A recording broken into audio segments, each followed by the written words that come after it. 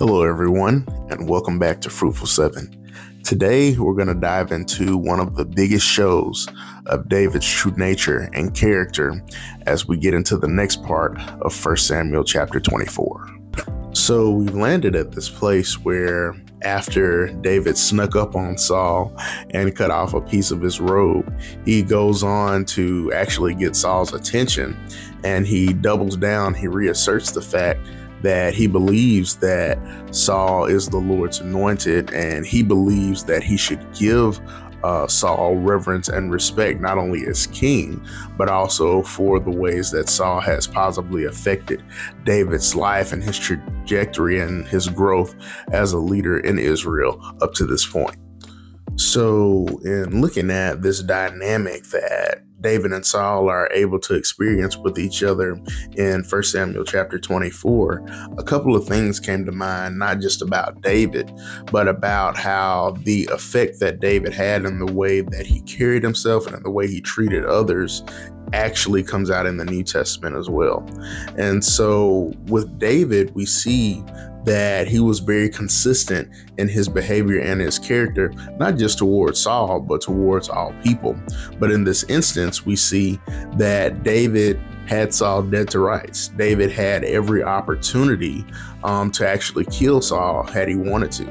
And David's men, coincidentally, were in position as well, being hidden in the back of the cave to come against the armies of Israel and go into combat against them, and they likely would have had the upper hand. But because of David's reverence and his respect for Saul, understanding that Saul was God's anointed, at least from his point of view at this point in scripture, David elects to continue to be respectful, to continue to take opportunities to help Saul come back to his senses and get back to a good place, get back to a healthy relationship with Saul.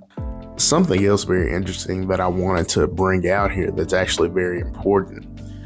David was so heartbroken and so concerned about his relationship with Saul and how Saul was treating him that in 1 Samuel chapter 24 and verse 11, David actually refers to Saul as his father. He starts off the verse by saying, "See my father." And the reason he does that is because he's so heartbroken that Saul has been after him the way that he has been. And he gets to this point where once again, David has come to the end of himself almost in trying to save this relationship that he has with Saul and trying to show Saul that he doesn't want to do anything to harm him. And in verse 12, David actually says, "May the Lord judge between you and me, and may the Lord take vengeance on you for me, but my hand will never be against you."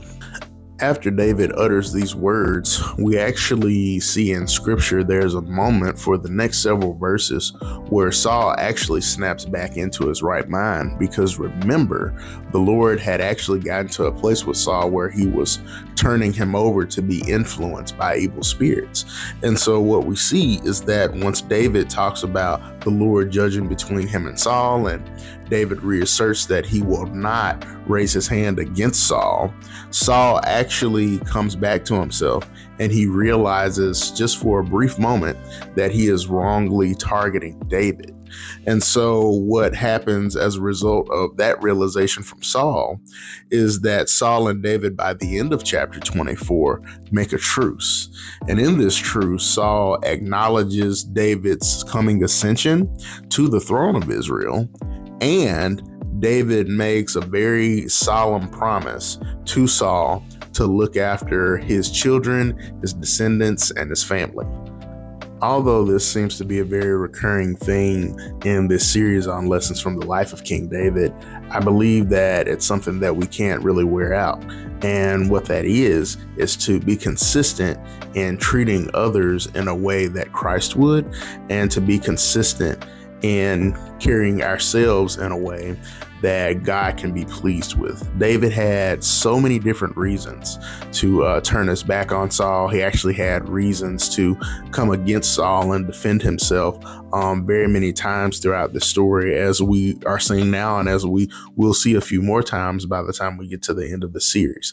But something that I believe that we can take away is David's willingness and his consistency, just his drive. And I believe he was empowered by God to do this as well, is to keep the same attitude and to keep the same heart towards a person, even when they're treating you with ill will, even when they're coming against you with charges and accusations that simply aren't true. And I know that that's something that can be hard for all of us to grasp, but I guarantee you that if you're diligent to do that, God will honor that, God will protect you, and God will continue to give you the power to be merciful and to be respectful to people, even when they may not give you that same treatment. The last thing that I wanted to point out is this.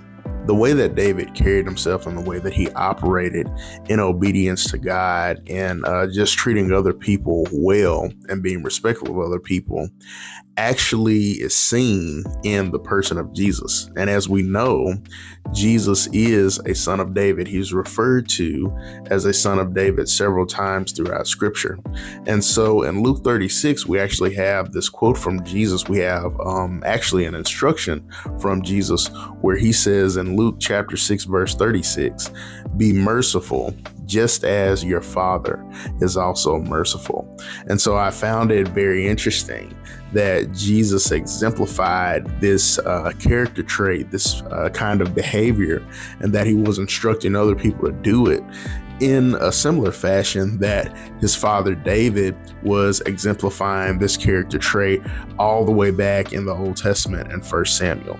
And so we see David showing some things that were going to be important to Christian ethics and Christian culture all the way back in the Old Testament. So with that being said, that's all we have for today. As always, thank you so much for watching on YouTube or listening on Spotify. Be sure to leave any comments or prayer requests that you have in the comment section on either outlet. Remember, we are going to continue in this series on lessons from the life of King David. And if you would like to follow along or get ahead with us, make sure that you read 1 Samuel chapter 25. But we appreciate you and we love you. We'll be praying for you. And remember, the kingdom of heaven is at hand.